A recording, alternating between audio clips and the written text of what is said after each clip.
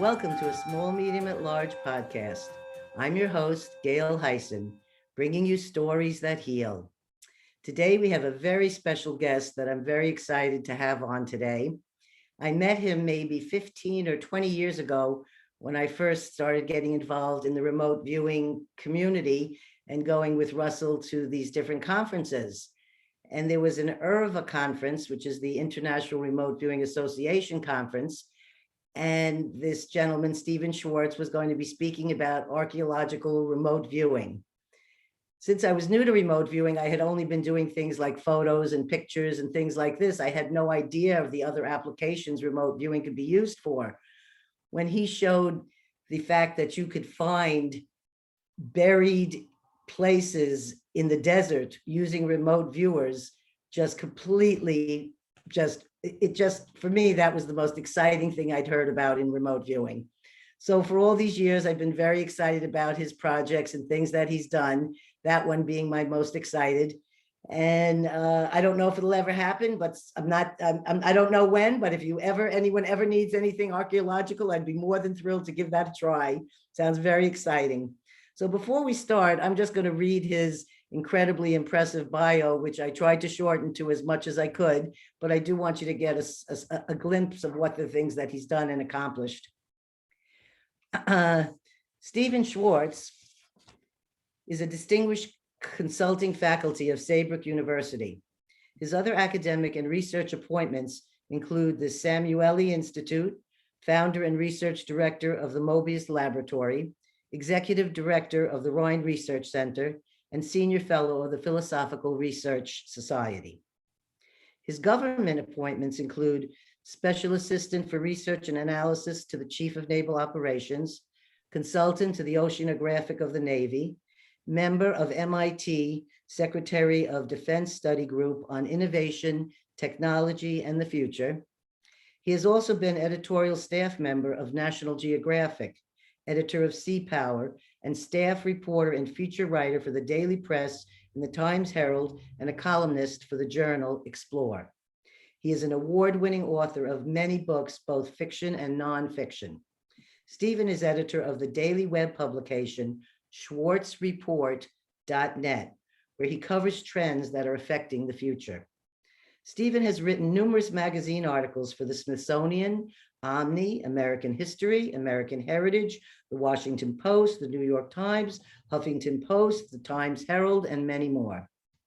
He has produced and written a number of television documentaries, including Psychic Detectives on ABC, Psychic Sea Hunt on NBC, the series Report from the Unknown, MCA Universal, and It's a Small World. For 40 years, he has been studying the nature of consciousness, particularly that aspect independent of space and time. Schwartz is part of the group that founded Modern Remote Viewing Research and is the principal researcher studying the use of remote viewing in archaeology. Using remote viewing, he discovered Cleopatra's Palace, Marc Antony's Timonium, ruins of the Lighthouse of Pharos, and sunken ships along the California coast and the Bahamas. Since 1978, he's run a project of remote viewing into the future. He is the recipient of the Parapsychological Association Outstanding Contribution Award, Magazine's 100 Most Inspiring People in the World Award, and the 2018 Albert Nelson Marquis Award for Outstanding Contributions. He is listed in Who's Who in the World, Who's Who in America, Who's Who in the West, Who's Who in Healthcare and Medicine. So today, let's find out who Stephan is. Welcome, Stephan, to our podcast. My pleasure. It's wonderful to have you here today. And as you can tell, I'm very excited about your archaeological remote viewing. So I was wondering if we could start off with that. And I had a few questions about what the experience was like for you. And if you had, I've known you've done a few different sites. Was there any one that strikes you as the most incredible one that you felt so moved by in discovering such historical things? Wow. Well, actually, Yes, and also we guess we should tell the viewers what the project was about and who the viewers were, the remote viewers that you used. Well, I got interested in remote viewing. I called it in those days distant viewing, back in 1968 as a result of studying the Edgar Cayce readings. And I was interested, you know, most people who get into this area of research start from the premise, is this stuff real? But I, because I'd spent 5 years reading every Edgar Cayce reading, there are about 15,000 of them. Oh my goodness. And I had read everything published in any parapsychology journal since the late 19th century. So by the time I got into it in 1968, having spent 5 years basically reading all this stuff, I didn't, that wasn't concerning to me. I was convinced on the basis of the evidence, I'm a data person, that non-local consciousness was real. What I wanted to know was, how does it work? What can you do to make it work better? Can you do anything of practical utility with it? And what is it telling us about what it is to be a human being and our place in the matrix of consciousness? So I sort of began from a different perspective than most people do. And at the time, because I came out of an anthropological background, there was a huge debate going on in archaeology where to look, because most archaeological sites were found serendipitously. You know, a farmer was plowing in a field and discovered a tomb, or a road crew was building a new bridge and discovered a temple. So the big debate in archaeology, anthropology was, well, where do you look? How can we look better, find things better? And from my perspective, it presented an opportunity to have absolutely triple blind experiments, which was very important to me, because if you look at the criticism of non-local consciousness research or of remote viewing research, it's always, oh, well, you know, you knew the answer and there was something in your facial expression that cued the viewer, or it was something they could read up on, or somebody told them something that gave them the answer, and all of that kind of stuff. So I was looking for a protocol that in which none of that criticism could be sustained. Mm-hmm. And archaeology offered that opportunity, because it had, the beauty of it was everybody knew that something existed. Everybody also knew and admitted, and it was in all the documentation, that they had no idea where it was or what would be found if you actually went there. So it was a pure triple blind experiment. At the time that you collected the data, no person alive in the world knew the answer to the question. And I began by I built a grid with rope in my backyard, in my back garden in Virginia Beach at that time. And I would bury things in mason jars and 35mm film cans somewhere in the grid. I originally created a grid of 12 squares. And then a friend of mine who was a statistician said, you know, it'd be a lot more impressive if you could have a bigger grid. So it eventually got to 144 squares. And basically I would make a mimeograph, that's how long ago this was, of the grid. And I would send it out to somebody like you. And I would say, Gail, can you go over this grid? And somewhere in the grid of 144 squares, I have buried something, and can you locate which square of the grid it's located in? And can you describe it for me? So I mean, that's not a triple blind experiment, because I knew the answer, but this is how I got started. Mm-hmm. And I discovered that people could do it. In fact, they could do it quite reliably. And so then, as I said, I thought, well, okay, it works.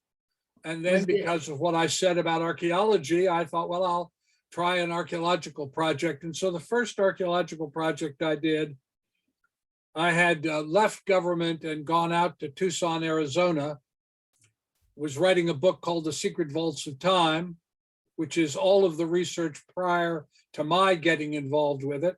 Mm-hmm. And using remote viewing in archaeology. They didn't call it remote viewing, but was the talking idol of Ixchel.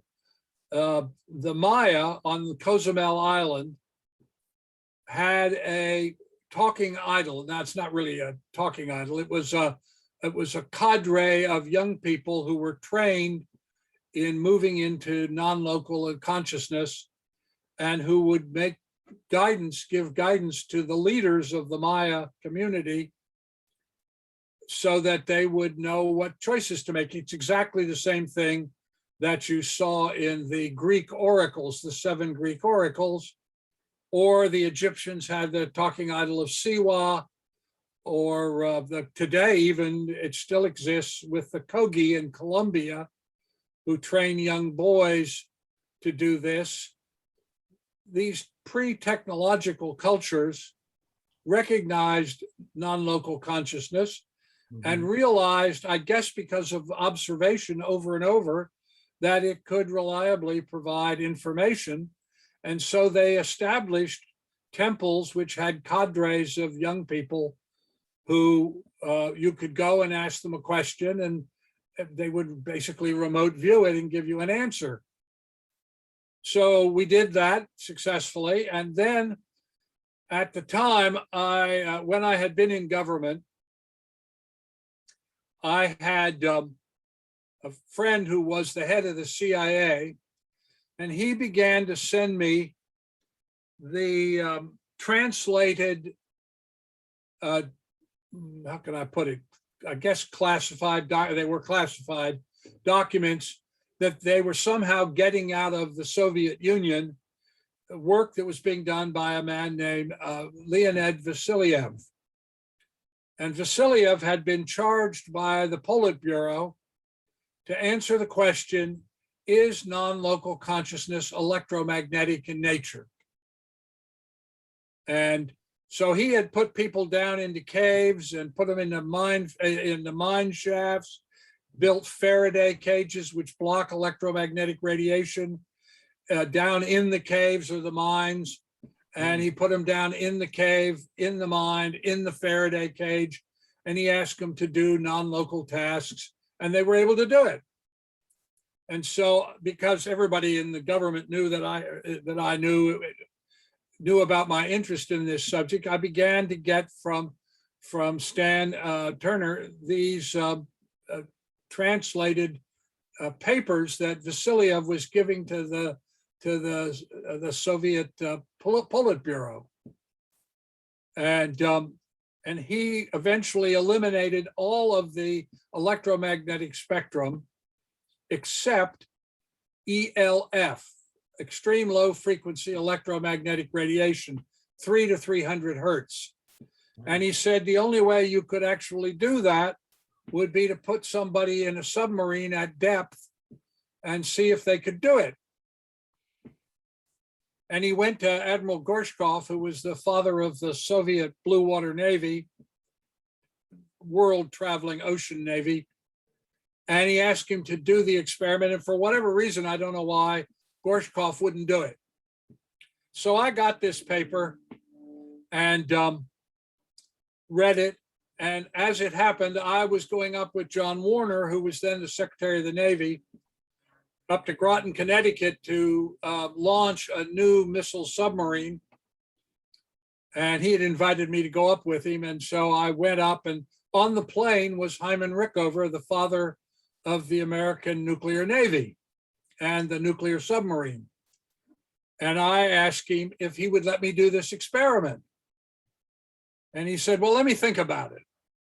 And after about a couple of weeks later, maybe 10 days later, he called me up and said, you know, that's a really interesting experiment, but I'm not going to do it because the media will get hold of it and they'll make a big fuss about it, and it'll get people focused on the deep ocean missile submarines, and we don't want people to talk about that. Most people don't even know they exist. And so I'm sorry, it's interesting, but not going to happen. And I thought, well, gee, okay, where do you get submarines? It's just not going to ever happen. Anyway, I went out to, as I said, to Tucson, Arizona to write his book, Secret Vaults of Time, about the uses of remote viewing in archaeology.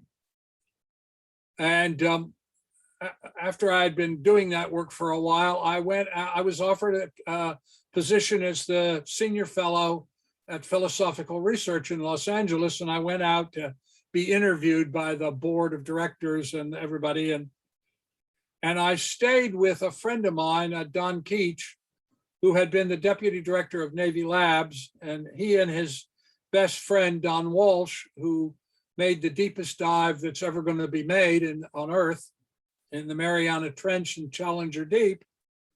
He said to me at lunch one day when I was visiting and staying with him as a house guest, he said, you know that crazy submarine experiment you wanted to do? I said, yeah, but how are you going to do it? Where do you get submarines? He said, well, as it happens, we have a submarine that's coming down, a research sub that's coming down to work at our Catalina Island Institute. Mm-hmm. And they were then the director and deputy director of the Institute of Coastal Studies at the University of Southern California. And he said, we'll pay for 3 days of it. I'd like to see how that comes out. Wow. And so that became Deep Quest. And you can actually go to YouTube or go to my personal website, StephanASchwartz.com, and see the film. I made a film, and then I got Leonard Nimoy to do that, Dr. Spock, to do the narration. How wonderful. And I thought, well, here's a chance to test the archaeological part of it as well. And so the Deep Quest became an experiment, which was done in the summer of '77, in which I got a sea chart and I sent it out to 11 people. And I said, would you please locate a previously unknown wreck on the seafloor? Would you describe for me what I will find if I go there and how the ship got there? That was one part. The other part was I put people in the submarine one at a time at depth, and I got them to remote view where people were hiding in Northern California. And that's how I met Russ Targ and Hal Puthoff, because they were the only other people I knew who were interested in this or were doing anything about it at the SRI program. And so I asked them if they'd be the outbound targets. Wow. And they agreed to do that. And I asked Ingo Swan and Hella Hamid if they would be the viewers on site. And so the first thing that happened was exactly where the ship had been located on the map. And we had determined through the Bureau of Land Management Marine Sites Board that it was in fact a previously unknown wreck. That at exactly that site, we found the ship exactly as described, down to very specific details about a winch that would be found and a large block of granite, all kinds of things that, if I ask you to locate a ship and you say, well, it's got an anchor, well, it's a ship, so of course it has an anchor. But if you tell me I'm going to find a 6 foot by 5 foot by 4 foot block of granite, I don't expect to hear that. And yet there it was. And so, first of all, we found the ship at the location and as described. And we also did the test of electromagnetic radiation because we shielded from ELF. And I knew exactly what the bit rate of transmission for ELF was, and also how deep you had to go, because the Navy had gotten interested in using ELF to communicate with the missile submarines, and they'd spent $125 million figuring out exactly how deep you had to go and exactly what bit rate of transmission you could get. Mhm. It turns out you can get very, very little. If you saw a movie called The Quest for Red October, you may Yeah. remember a scene where they get a message and they go to a notebook and they open it up and the message is like 1, 2, 3, 4, which is all the information you could transmit. And in the book, 1, 2, 3, 4 equals target a particular city. So in remote viewing, describing just something as simple as a square takes about 60 bits of information. And if you can only transmit about 4 bits, well, then it can't be ELF. And if you're at depth that shields from ELF, well, then it can't be ELF. And so that answered the question, which at the time was a huge debate going on in parapsychology. A man named Michael Persinger had advanced the theory that it was that what we now call remote viewing was electromagnetic in nature and that it was based on ELF. And what DeepQuest proved is that he was wrong and that it wasn't ELF and that it wasn't electromagnetic. And that success, because I made a film about it so that nobody would question what had happened. And I interviewed all the people who were involved, all the scientists and Walsh and Keach and then I got, as I said, Leonard Nimoy to do the narration. So it had been broadcast on NBC and a couple of women historians saw it. And they came to me and said, would you be willing to locate the tomb of Alexander the Great and the lighthouse of Pharos, one of the 7 wonders of the ancient world, and Cleopatra's palace and Mark Antony's palace? And I said, well, yeah, if you can get the funding, yeah, I'll be glad to do it. And that became the Alexandria project. And I also made a film of that. And you can go again to StephanASchwartz.com or go to YouTube and you can go search on the Alexandria project and you can watch that film. And let me talk for a second. On our show, we will have all of the descriptions of these things, so viewers don't have to worry in case they miss what you're saying. It'll all be on the site for them to Of course.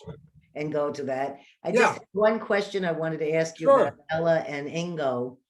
When you mentioned to them, I've got a new project, would you be willing to go down into a submarine and do remote viewing?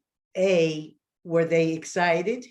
And B, did either of them say, well, I'm not sure if I can do that there, or did they feel completely confident? Of course I can do it in a submarine. I assume Ingo probably said I can do it anywhere. What was their reaction then? Because that is an unusual spot to ask. Yeah, I mean, you don't spend a lot of time in small submarines. That's Right. absolutely correct. Well, when I asked them, I had just met them.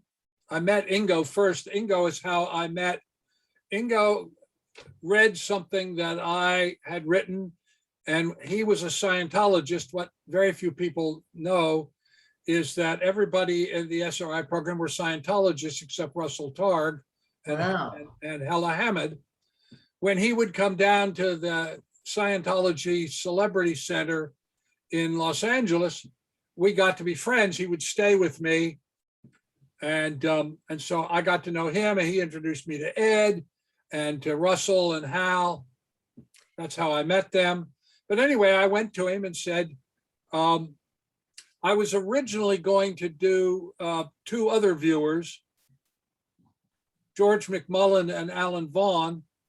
But George, who was a parts dealer, a parts manager at a Chrysler dealership, had a coworker whose wife was pregnant and had a premature pregnancy delivery, and he couldn't come because of that. And Alan got the flu and he couldn't come, so that's why I asked Ingo and Hella and I asked Hal and Russ to be the outbound people. And Ingo said, just as you said, he said, sure, why not? And Hella, who didn't like boats very much, and I took her out on them for a number of expeditions, said, okay, I'll give it a try. And Hella had originally been brought in by Russell to be the control. Russell had an idea that that, you know, if he had some remote viewers, could he have control people who weren't any good at it? And he discovered that not only could they do it, but that Hella was particularly gifted at it. And she was. So she became one of the remote viewers for them and became one of the remote viewers for me and then Russell left in 81, I think, and SRI and Hella left with him. So, but she continued with me until she died. So in any case, they agreed to do it. They were a little nervous. They went out in a little boat, in a little tender, and here was the submarine that had surfaced, and you had to climb aboard it, and then it's submerged, and then it turned off its radio. Oh. And so you're down there in a little titanium sphere that's about, I don't know, maybe 10, 12 feet around. So it's not very big. It's a little tight. If you were claustrophobic, it was, and it's filled with instruments and all kinds of things. But anyway, they participated and were very successful. Both of them did it and got hits. In Hella's case, they were, Russ and Hal were hiding in a tree on the edge of a cliff. And she said, well, I see a great big tree and they're behaving like boys, climbing up in a tree, and it's on the edge of a cliff. And that was exactly right. And in Ingo's case, they had gone to a shopping mall in Palo Alto, California. And he said, well, they're at a big kind of mall and there are all these people. And he described it, drew a little picture of it. Turned out to be exactly correct. Mm-hmm. So that answered the electromagnetic question, and it also answered the archaeology question. And that, as I said, led to the Alexandria project, which took about 2 years.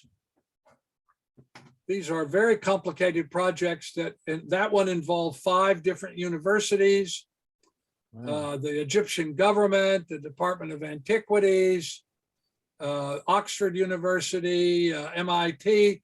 I also decided at the very beginning that whenever I did an archaeological project, I would also run, or I would have someone else run a electronic survey of the same area to see if you could find electronically, side scan sonar, proton precession magnetometer, ground penetrating radar, if you could locate the same site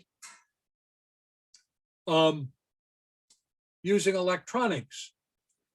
And in every case, I did this, there are 16 expeditions. And in every case, no one was able to locate electronically the things that the remote viewers located. And of course, they couldn't describe the objects and details of what would be found. And we're talking about describing things down to 5/8 of an inch. Oh my. From 2,000 miles away. So in Alexandria, one of the things that really stood out for me was I wanted to dive in the Eastern Harbor because, to my surprise, to everybody's surprise, they located the lighthouse, Cleopatra's Palace and Mark Antony's Palace as being underwater.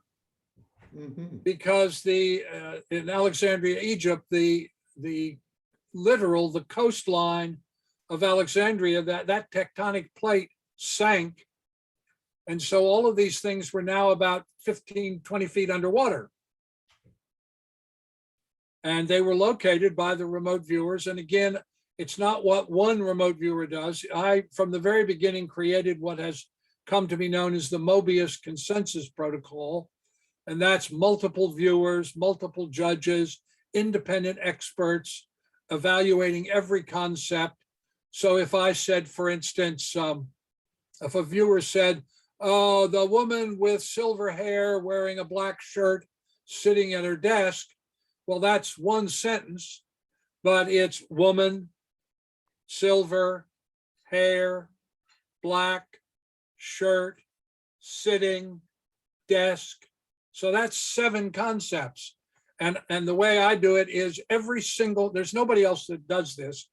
Every single concept gets evaluated, correct, partially correct, but operational, incorrect, can't be evaluated. Mhm. Because, for instance, if the remote viewer says, well, as the ship was going down, the captain was thinking of his family, well, unless he left a note, you don't know that. It's not whether it's right or it's wrong, it's that you can't evaluate it. Mhm. So I've been doing this now for 50 years. So what we expect is that about 40% of the material cannot be evaluated for those reasons. And of the 60% that can, we expect to see between 75 and 85% of the material be correct or partially correct, but operational. So these remote viewers were not in Egypt at all. They No, were. I took two of them, Hella and George McMullen, Mhm. went to Egypt. There were 11 viewers on the Alexandria project, and 9 of them did not go. And in fact, answering the question, well, maybe it's all precognition. They're just looking at the future, and then you give them feedback, and then they know what to say. But in 2 of them, never got any feedback. One of them died, and another one became ill and had all kinds of problems, and so they never got feedback. So it's not precognition. Mhm. In any case, when I wanted to dive in the Eastern Harbor, no one had ever been allowed to do that except one person who had come over a few years earlier, but she'd only done a couple of dives and hadn't really found anything. And I went to the Department of Anthropology at the University of Alexandria, and they didn't believe a word of it. I mean, skeptic doesn't really begin to get it. Right. Utter denial would be, I think, a better. So I pressed on it, and so eventually we ended up in the office of Governor Mohammed Hilmi, who was the governor of Alexandria, really the third-ranking man in Egypt, and all these college professors from the University of Alexandria.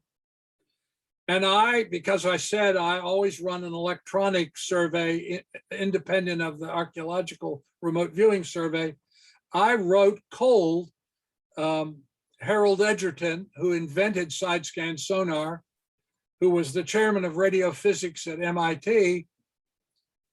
I didn't know him, and I just sent him a thing and said, I'm going to do this experiment, and I'd really like to have a side-scan survey of the Eastern Harbor done.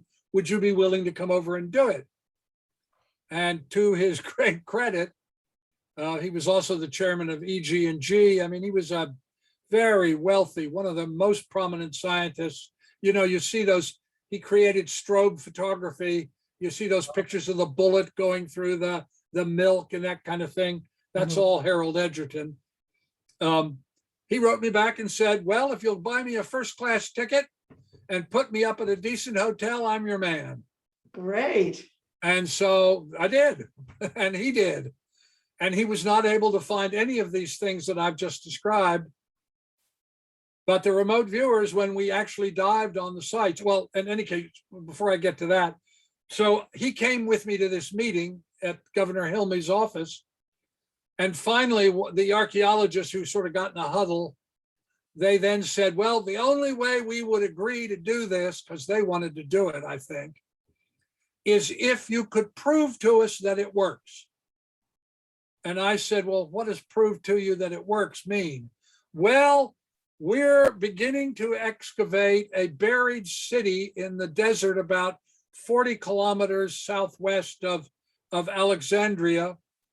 And if you could locate a building of our choice with details that we specifically wanted to find, and you could actually do that, which we don't think you can, well, then we'll give you permission. We'll agree to the governor. We'll say we'll agree to it. So I said, okay, which I think surprised them. And so we arranged there was no map that had enough detail, so I couldn't even use a map. And you can see this again in the film, the Alexandria film. Mhm. I took George and Hella out to the edge of the desert. There was about 1,700 square kilometers to be searched. And Hella went off with part of my staff so that she wouldn't see what George was doing. And the archaeologist had assigned a guy named Fakirani to oversee this with all his graduate students. So he knelt down in the sand and he drew out for George. He said, George, I want you to locate a buried building, multi-room, and that has tiles, tile floor. And, you know, don't be too detailed about it, right? And how So, old? How old? is it? so George and I walked around in the desert. It's about 114 degrees. This Oh, is in the Egyptian Libyan desert. And finally, George says, okay, I know where I want to go. And so we got back in the cars and we drove several miles. And George said, okay, stop here. And he got out of the car and with me. And of course, it's all being filmed with 2 cameramen and sound people. And we climbed up this little hill. And George is walking along and he says, I say to him, well, you know, where do you think it is, George? Oh, it's right down here. He said, we're walking along a wall right now. wow. And it's 3 rooms. And it's about 3 feet down. It was built by Christians. And there are tiles, but I'll have more to say about that later on. And so Fakirani was listening to all this. And so George then left. And Fakirani said, that's the worst nonsense. As I didn't know this, we had this whole area surveyed by the University of Guelph using ground penetrating radar. So I know where everything is, and there's nothing at this site. Nothing. Wow. And it couldn't possibly be Christian. It must be Roman. And I just don't believe a word of it. Mhm. So then Hella was brought in and she located the same place. And she sat down and she said, well, it's 3 rooms, what George had said. And there's a column in the middle room.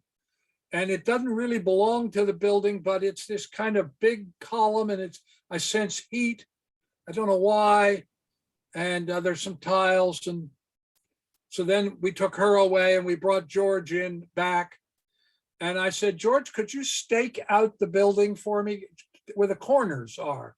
You know, if you think about it for a minute, if you dug down in the middle of your room, if you didn't see the corners and you just kept going, you might never know there was actually a building there. But if you do the corners, that's really, you're really putting yourself on the line. So George said, sure. So he staked out the corners. And Fakirani and his students are all just laughing at all this. I mean, just think it's complete madness. And so, okay, so then George goes away, and the next day we have the workers. They had these Bedouin workers that Fakirani had, and they came out and started to dig. And it took them about, I don't know, maybe 3 or 4 days. And at exactly the depth that George and Hella had said, these walls appeared. And they were exactly in the corners, exactly where George had staked out the corners. There were 3 rooms. Before they got very far, just the very top of the walls were showed up. George said, I want to go back out.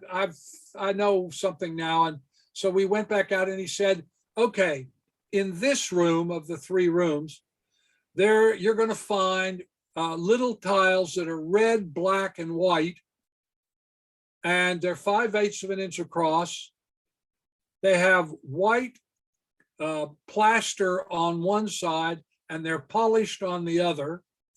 And most of them are missing because they took them away, but there's still a bunch of them there that you will find. And yes, this is absolutely a Christian building. And down at the foundation, you will find proof of that. Wow. And so, but now Fakirani's not talking very much, but they kept digging and they found Hela's column.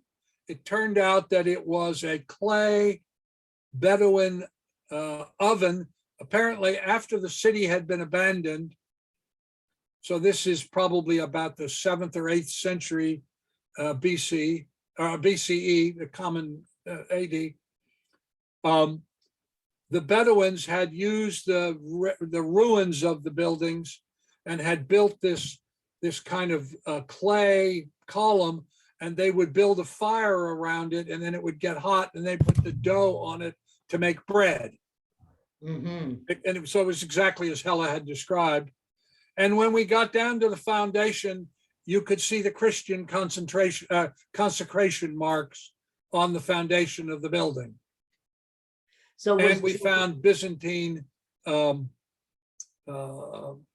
pottery fragments. So that demonstrated that it was in fact a Christian building, not a Roman building. It was exactly as oriented, exactly as laid out. It was very impressive. And as a result of that, we got permission to dive in the Eastern Harbor. And then we went on to find Cleopatra's palace, just where they placed it, Mark Antony's Timonium, just where they placed it, the Lighthouse of Pharos, just where they placed it. And most importantly, from the point of view of the archaeologists, the remote viewers said that the ancient seawall was about 30 feet further out from the present day seawall, which nobody knew. And Mikolowski Radzejewicz, who was at that time the leading archaeologist in the world on Alexandrian archaeology, who had come on as a consultant to do the expert analysis of the data, from his point of view, that was the most important thing we found, because that meant that the whole orientation of the city, which they had previously thought they had worked out, was in fact wrong and needed to be recalibrated because the streets were not where they thought they were. So this must have taken a great, I've been to Egypt and I've seen them working on just uncovering a statue, and this is very painstaking, delicate. Oh, yes. Yeah, this whole business took about 2 years. So did Hela and George ever get to go and see the finished? Yeah, they were in Egypt, and they stayed in Egypt for weeks. George brought his wife and his daughter over, and Hela was there, and they were there for quite a while. And then again, we filmed it. So when we came back, we also showed them the films, and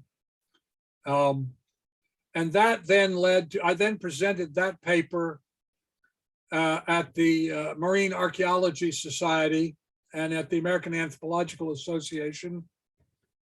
And a archaeologist, the state archaeologist of Florida, contacted me because he wanted to find Christopher Columbus's caravel from his 4th voyage in Jamaica. And so we agreed to do that experiment, and we also did that, and it worked. And that led yet to another experiment, well, one in Mesoamerica, down in Austin, Texas. Oh. We did another one in Peru. The last one of the big experiments I did was the Seaview project. The Bahamian government asked me to see if we could locate and create a directory of all known sea wrecks on the Bahama banks on the Bahamian side of the Gulf Stream. And we did that, found the brig Leander. Again, all of this electronic surveillance did not find it, let alone describe what would be there. Sea view was particularly impressive because it was a ship in very good, well, I mean, it was a ruin, but it had sunk intact. It hadn't blown up or anything. And in that case, as an example, the remote viewers described little glass bottles which had medicines in them that were in one part of the ship where the ship's doctor must have been. And they described these little bitty bottles, 5/8 of an inch again, like those tiles. And by God, there they were. So I assume you also, even though when you're starting these projects, you're not sure how the outcome is going to be. Oh, I have no idea. They're triple blind. Nobody knows. Oh, yes, it's balls to the wall. I mean, it's, you know, you really put it all out there. And because it's all filmed and it's all witnessed, that's the other thing. You know, this isn't like a laboratory experiment or a classified experiment where it all happens in secret and nobody sees it. No, this happens out in the public. Dozens of people witness it. All kinds of scientists I bring in to witness it. I get affidavits from them. No, there's nothing else like this in remote viewing. No. So this, you would think though, from all of this that you've documented, filmed, that the skeptics would turn their head or they would wake up or something. I don't know. Well, no, they don't. Let me put it this way. No one has ever attacked this work. Oh, fantastic. I see. No one has ever attempted to take me on because I make it very clear that I have sworn affidavits from every scientist who witnessed it.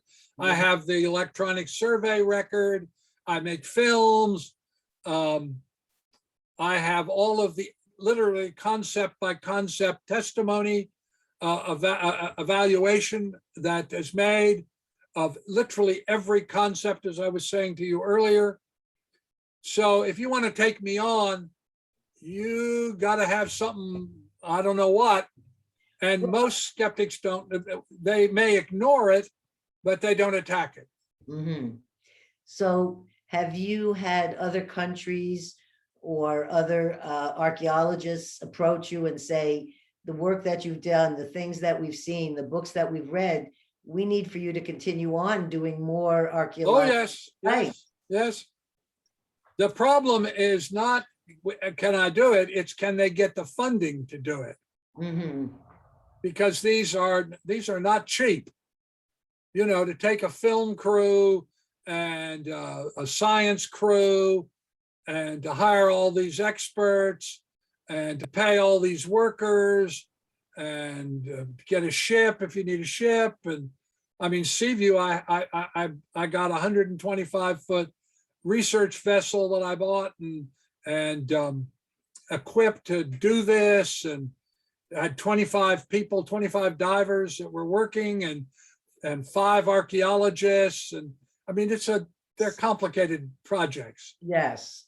And I think one of the lessons that I'm learning from listening to you talk about it, though, is that you didn't let things stop you, even approaching people who said, well, I would never do that project. You still went on and still proposed it to other people. And you also went to the top, to the people who could really get you to where you wanted to go to do this. That actually is a very important point. I always go to the top. So when I needed sonar, side scan sonar, I went to Harold Edgerton, was the leading side scan sonar person in the world. Yes. When I did the Seaview project, I had the Bahamian government. I had Peter Throckmorton, one of the fathers of marine archaeology, and 4 of his graduate students. And so I think with all the credentials you've had and your work in the government, these people don't look at you like, oh, this is some guy with some crazy idea coming at us. this is a man who's accomplished so much, and he's bringing his idea to us to see if we want to participate in these projects. I Yeah, think I have never actually been turned down by anybody. that's that's fantastic. Yeah, no, nobody's ever turned me down. They may think I'm crazy or that it can't possibly. I mean, I think Harold Edgerton, who'd never heard of remote viewing, when I explained to him what we were doing, I liked him a lot. He was a very nice guy. But, he just looked at me and said, "Really?" I said, "Oh, yeah." He said, "You think people can actually do this?" I said, yeah, they've done it. Well, He said, "Are you serious?" I said, "You're going to watch it happen." He said, "Okay." If our listeners go to your website, they'll be able to see these documentaries and be able to watch it for themselves. And you can go to academia.edu or go to researchgate.com, and my papers are all up there. I make everything publicly available. There are no secrets. I at one point was approached by the government when they were ending the SRI program or the SAC program. They approached me and said, "We'll give you $1,600,000 a year for 5 years if you'll do this project." And I said, "Will it be classified?" And they said, "Yes, of course." And I said, "Well, then I won't do it. I won't do anything that's classified, because anything we know about human consciousness ought to be made available to everybody instantly." That's very wonderful to hear that, because there's all kinds of people out there, and finding an ethical person is, a very great representative. I don't want to keep you for a whole long time, but I do want to talk about one other subject, because I actually had a little involvement with it with you, and I really don't know much about it, but I found it as a remote viewer. I found it the most fascinating remote viewing I'd ever been asked to do by anyone. And when you asked me to do it, I thought, this is very odd. What will I come up with? And yet when we did it, it was such a natural experience. I think you call it the future of remote viewing.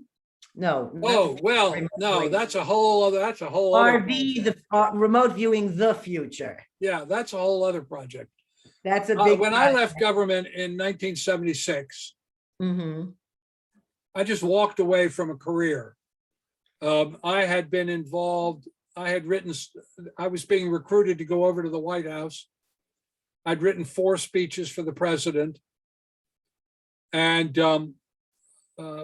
Watergate occurred, and I knew all the players, and I was appalled. And I went to a meeting that was chaired by one of the Watergate people, and it was on a Tuesday, I think. And on Thursday, he was indicted. And I went home and said to my wife, "We got to leave. I cannot tell the good guys from the bad guys, and I can't work like that. I have to work with ethical people. And if I can't be sure they're ethical, I can't work with them." And she said, "Well, then we got to leave."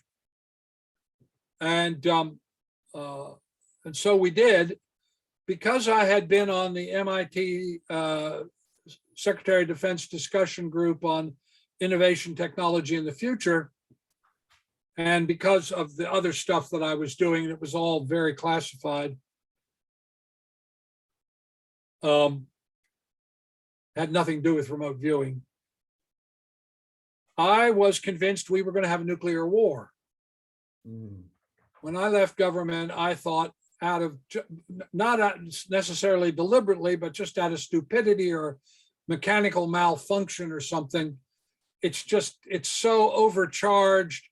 It's so right at the edge. We're likely to have a nuclear war. And in fact, what very few people know, except for one Soviet colonel who wouldn't push the button and launch his missiles, we would have had a third world war. There was it was a malfunction in their radar system. He got, his radar showed incoming American missiles. And he reported that, and they told him to fire back. And he thought about it, he said, and he thought, well, I just don't think I don't think it's real. And they sent out people to arrest him. By the time the people who got there to arrest him, it became clear that the radar was malfunctioning and that there were no American missiles. And so that's how close we got to Third World War. But in any case, I thought we were going to have a war, and I had children. So I thought, what I'm going to do is remote view the future and see what the future looks like. Do you remote view yourself? Or Oh, sure, of course. Oh, wonderful. And so I thought, well, if I get too far out into the future, I won't understand what they're saying. For instance, if you were doing a remote viewing in, say, 1890 for 2020, and I told you as a remote viewer, oh, well, you can see anything you want in the world. There's like a picture that hangs on your wall, and you can just tune into anything you want, and you can talk to anybody in the world you want. You got this little thing you can carry around in your pocket. I mean, what would you possibly make of that? Right? You wouldn't understand what to do. So I thought, well, I can't get too far out in the future. So I decided on 2050. Mm-hmm. And in 1978 to 1991, I had 4,000 people all over the world remote view the same day of their remote viewing in the year 2050. Wow. So today is the 22nd of August. So I would say to you, Gail, I want you to go forward in time to the 22nd of August, 2050. Are you incarnate? That's the first question. If you're not, can you find somebody whose eyes you can see through so that you can describe things? And now tell me, you know, is the world safer? Well, anyway, so I started asking these questions. And as I said, I did it with 4,000 people, literally all over the world. Russians, Japanese, Germans, Jamaicans, Canadians, Americans, Bahamians, anyway, all over. And were they remote viewers, or were they? Yeah, they were all doing remote viewing. It's all the same thing, same questions.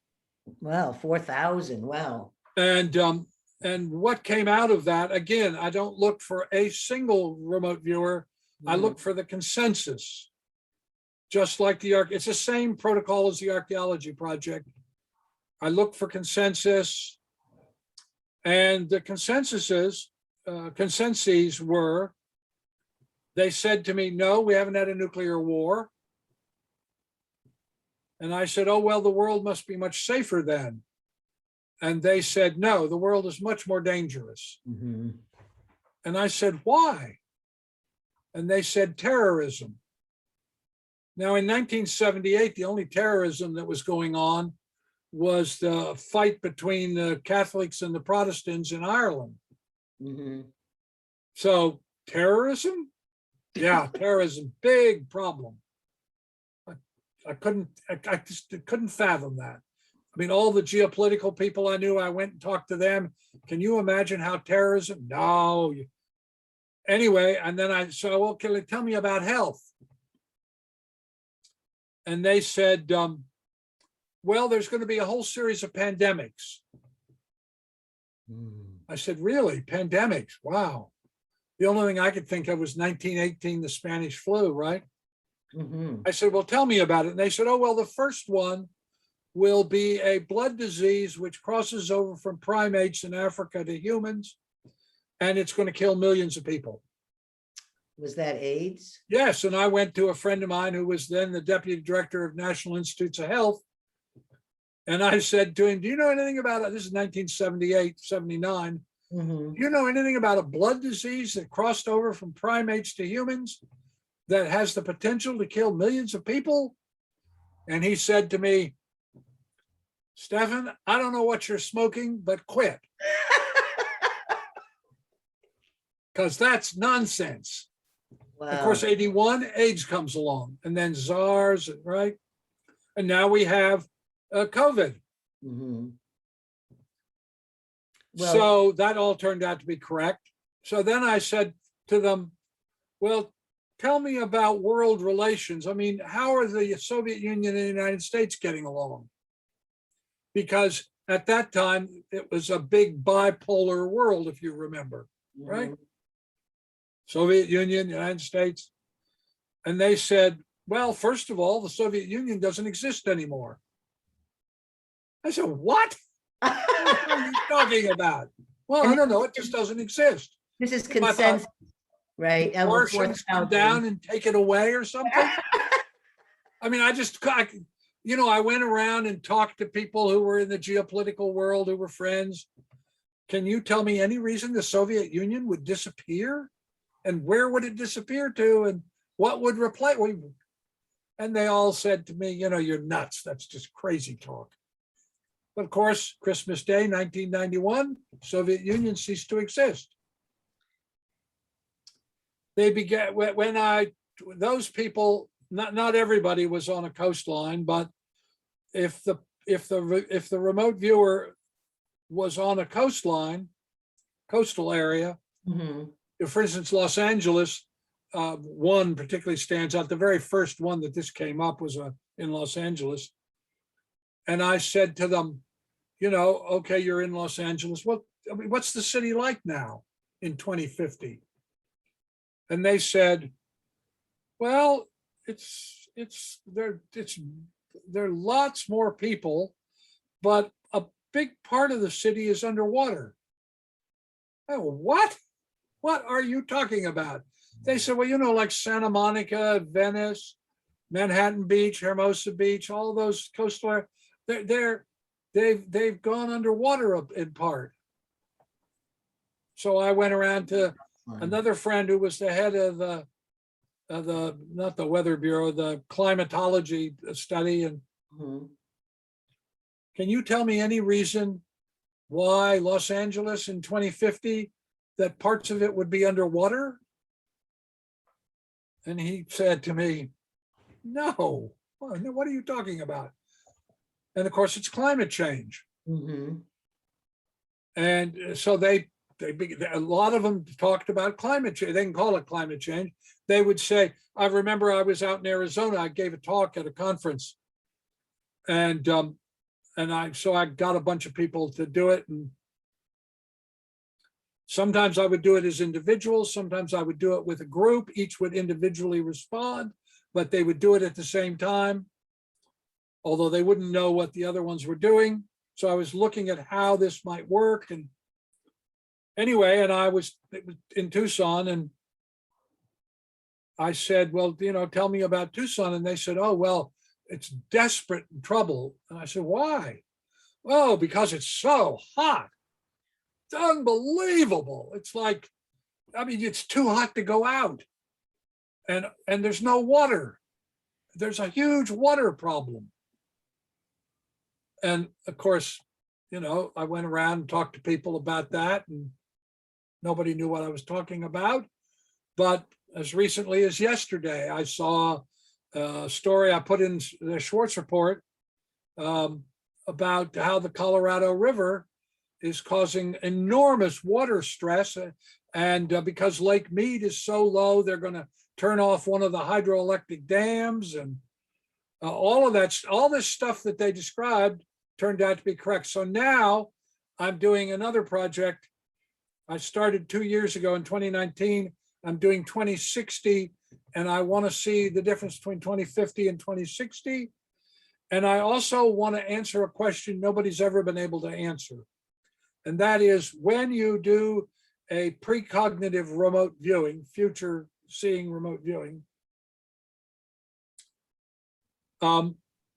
are you describing a fixed future, or are you describing the highest probability at the moment I task you with the question? And I don't know the answer to that. Nobody does. But I'm hoping that out of this data, I've had 1,700 people this time do it so far. And I'm going to see what I'm going to compare the two and see whether it's fixed or whether it's the highest probability.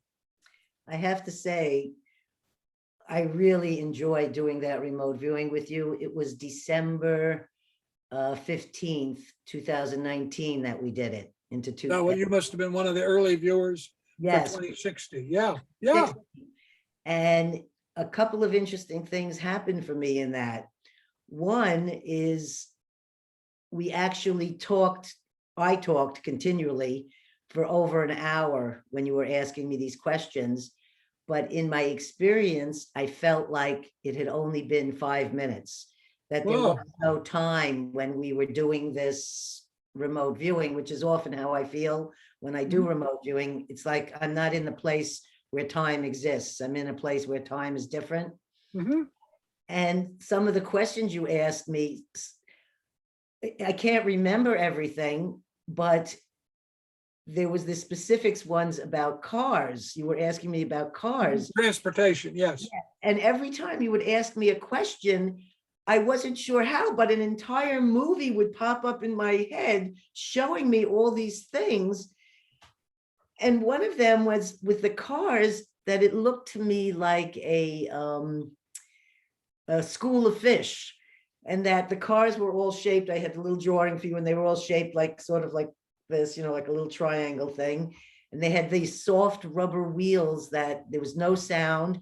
Everyone was exactly the same. But when I was looking at a city in them, instead of it looking really like traffic, it looked like a school of fish, each one group going this way, one group going this way. And it was quiet, it was above the ground, and it wasn't way up high or something like this. Number of people said the same thing. Interesting. So then my husband is an alumni of MIT. He has a PhD in artificial intelligence from MIT. And he gets the magazine here regularly. So right after we did this, the magazine arrived, and it was what MIT thought of the future of automobiles and the car. And they had a picture in it. I was trying to find it to show it to you today, but I can't figure out where the magazine was. And it looked just like what I'd seen that we had remote viewed. So I felt like I was getting a validation of the future, which you're not going to get because I'll be dead in 2060. But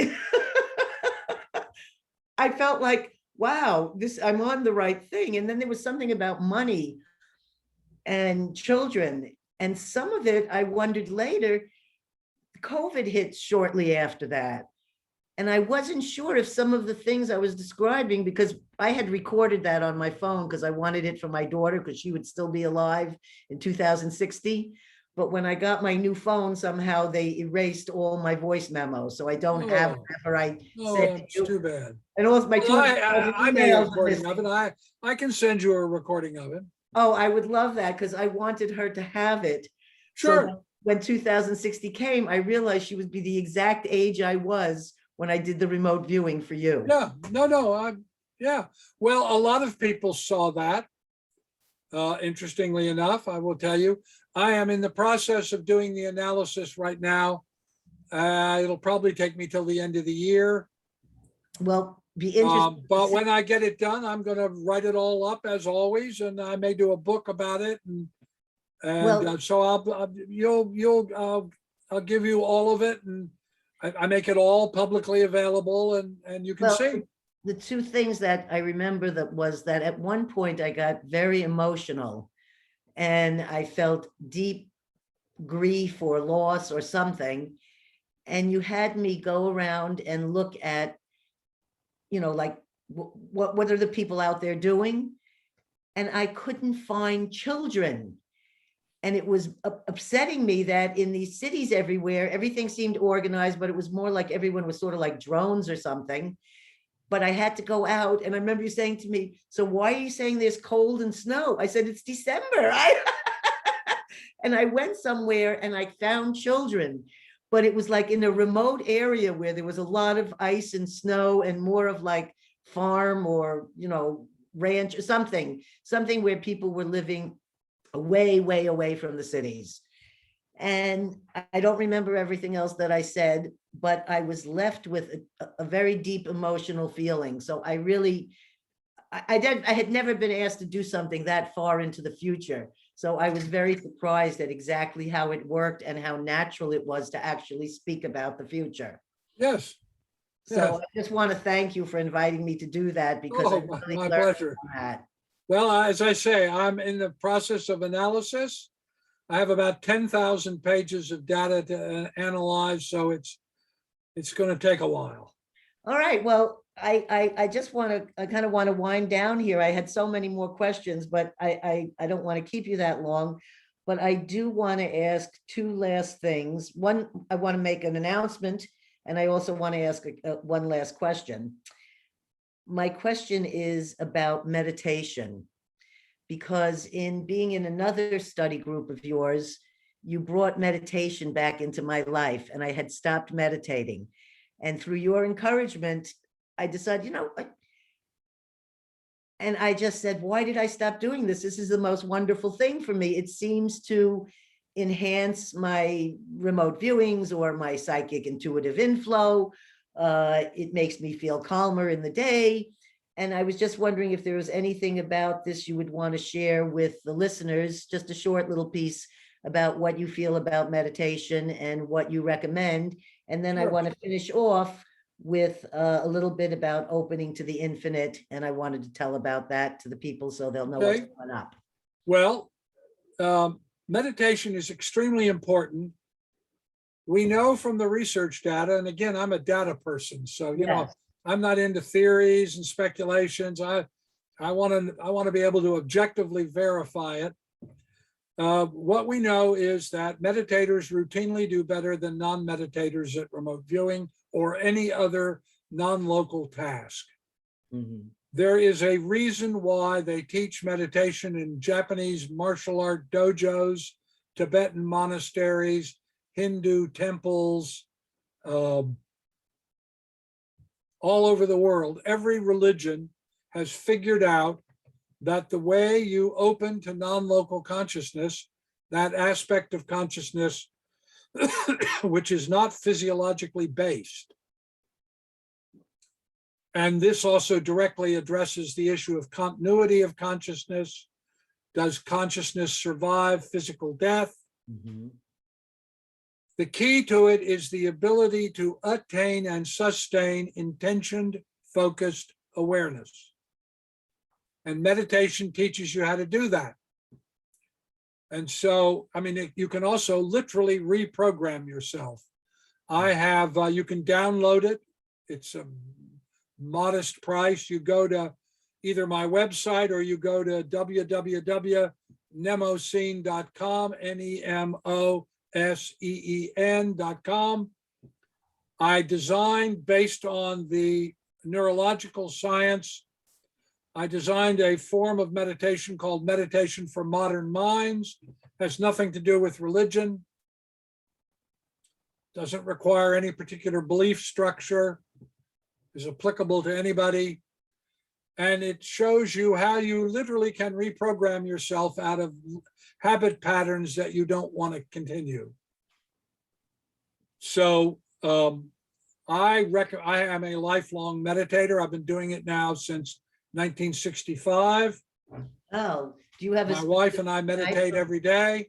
Do you have a specific, I spoke with Dean about this, and he had started off in transcendental Meditation. right? But I've been through left all it the went- training programs, he went into transcendental Vipassana, meditation. yes. I can't even think of them all, to tell you the truth. But I eventually got down to what, again, I'm a data person. Mhm. What does the neuroscience have to say about meditation? And out of that created Meditation for Modern Minds. Because if you think about it, most meditation techniques that people learn were created thousands of years ago when people lived in little villages and had no particular stimulus and, you know, very few bright colors, or there's no radio or telephone or television. Or so I wanted to create one that was specifically designed for the modern person and that would also allow you to reprogram yourself very painlessly. And I encourage all of my viewers to develop the practice because, as I said, we know from the research that remote viewers always routinely do better than non-meditators because they have the ability to attain and sustain intention-focused awareness. So if you want to get interested in contacting the non-physiological aspect of your consciousness, meditation is the way to do it. I intense meditation in the mid 80s when I was diagnosed with a cervical cancer. And I went and I was staying at a dojo in, I think that's what it was called. It was a temple for Vipassana meditation. And I just rented a room from them because I needed a place that I was going to do to work on myself. And Joseph Goldstein happened to arrive, and he was going to teach 30 students meditation. And I couldn't get a seat in there because that had been sold out years before. But some very kind man heard that I was working on cancer, and he said, I want to give you my seat. And so I all of a sudden found myself in this 10-day meditation retreat that I had not signed up for, that everyone would want to be in because it was only 30 people in Hawaii. Yeah. And it was Joseph Goldstein and Sharon Salzberg, I think. I can't remember. And I'm a Jewish New Yorker who's always talking and like this. So the idea of stilling my mind to do that much meditation, I thought I was taking on the biggest challenge and I'd never make it through.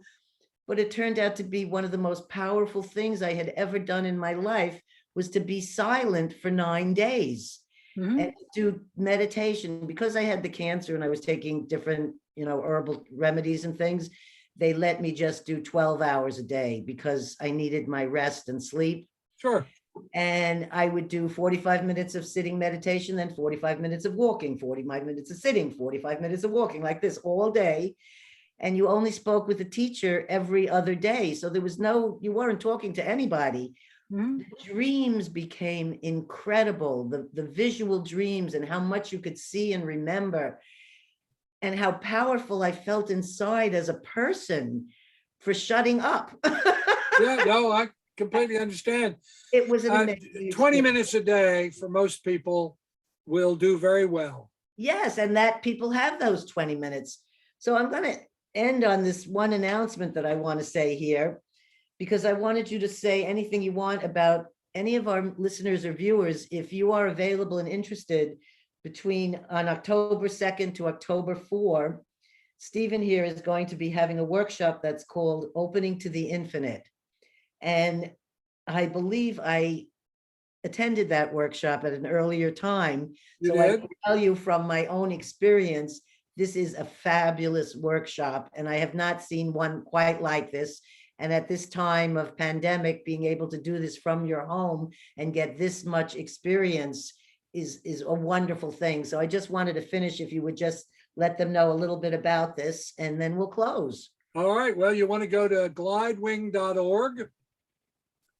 Opening to the Infinite is based on my book, Opening to the Infinite, which you can get on Amazon.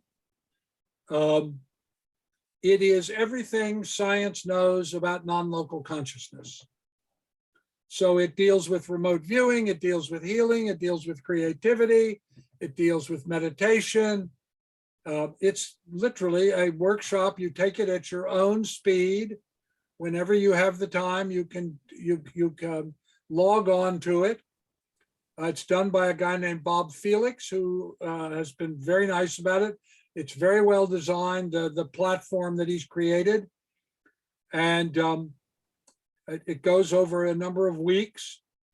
And as I say, it will teach you everything that science knows about non-local consciousness. Well, it's wonderful that you put together a program like this. That's why I did it. Yes, I want to thank you for all the amazing work you've done in the past and all the amazing work you're doing in the future. I find that it doesn't matter how old anyone is in this field, they seem to get younger as they keep working. And it's been a pleasure to have you here today, and I hope you enjoyed. My pleasure to do it, Gail. Thanks so much, Stephen. All right, you take care. You take care too. Bye. So remember, listeners, subscribe, like, and share a Small Medium at Large podcast. Find us on YouTube, Spotify, Facebook, and all other media platforms. Have a wonderful day, And remember, stories can heal. So share your story today. Mwah. Bye-bye.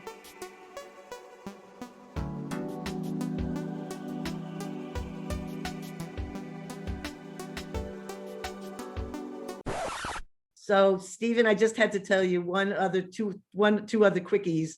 Sure. Timothy Leary introduced my husband to a woman that he thought should be his girlfriend years ago. Oh yeah, I knew Tim. Yes, Tim told my husband to marry me. He was the MC for our wedding, but he had hepatitis. So 3 days before the wedding, I had to find a new person to marry us because Timothy couldn't get up here to do it. And I had bought his tickets. But anyways, this Marie Spengler was a tour guide of Egyptian places for 30 years. And she wrote a little handbook called How to Speak as an Egyptian. And she had at our wedding, at David and I's hippie wedding that we had here outside, that was supposed to be with Timothy Leary. She said, whenever you want to come to Egypt, and I will give you a private tour. Well, all these years went by and she contacted us and said, well, this might be my last tour. I think I'm leaving Egypt after 30 years now. And we said, we're coming. Just, here's the whole family. We want to see this. So we ended up, because of all her years helping start cruise ships on the Nile and all the work she did with the head of antiquities, we got to go in there and have lunch with him, the head of antiquities. Actually, he shared his lunch with my children. And we got to see Zoe Hawass? The guy that was, he's been on. Zoe Hawass. Yeah, we have pictures of him in his office. He was a very nice man. And he let us go see spots where they were uncovering Sekhmet that had not been uncovered yet. And so we got to see them brushing with the things and this whole, hidden inside of the dirt. And we got to have a trip in Egypt like I don't think a regular tourist would get to have. No. And when we went up into the Great Pyramid, I figured for sure I would have a claustrophobic moment here. And instead, I go up the rickety wood ladder all the way up into the king's, it was like the king's room or some sort of thing of the king's. And the only thing inside it was a big stone, looked sarcophagus. Like a bathtub. It was it looked like a bathtub. Yeah. And there happened to only be 2 other people and there was no tour guide or anyone next to us. And so I just felt compelled to jump inside this thing. So I went, laid inside of it, and I put my arms and legs against the walls to feel the whole energy of this thing. And I'm not a singer. I can't make sounds. I can't even make an ohm sound good. But the sound that came out of yes, I've been there. Oh, so it was, and I don't know anything about it historically or whatever. And Armina was down there. She said, I'm not going up the pyramid again. But the whole feelings I felt, and I mean, I felt like I was home in Egypt, that everything there. And then I went to Saqqara, the one that's the oldest one, like little steps. Mm-hmm. And when we went there, it was under construction with scaffolding. And when I got there, I had brought some of my father's ashes with me, who had died like a year or so before this. And I spread them at that pyramid. Oh my goodness. And as I'm spraying them, I'm thinking nothing's going to happen. My dad's been dead for a while. I've done all the grieving, la, la, la. But when I poured out those ashes, I went into this deep emotional release and felt totally connected to my dad's spirit. Whoa. And I didn't realize that they were closed now and that everyone had left and I was being escorted by machine gunners out of the temple, and my kids and husband are out there waiting, wondering what happened to mom, and they see me coming out with guards on each side. And I'm trying to explain to the guards, and I'm crying and crying. I'm trying to explain to them, oh, it's my father's ashes. I couldn't explain it. So I said to the universe, I said, I need a sign. Please give me a sign that I truly connected to my father just now in the spirit world. And within 5 minutes, the taxi cab driver drives us to the exact gas station that my father had, when we were growing up, that was where he worked, at Esso gas station. And back then, the theme was put a tiger in your tank. Oh, yes. I That remember. hasn't been in our billboards, for 50 years. Right. But there it was. And my dad used to bring me home all the little tiger tchotchkes, the little tiger keychain. And we pull in there. I look at the sign and I say, thanks, Dad. I know you gave me the sign. So I just had to share my little Egypt. Good. Well, those are great stories.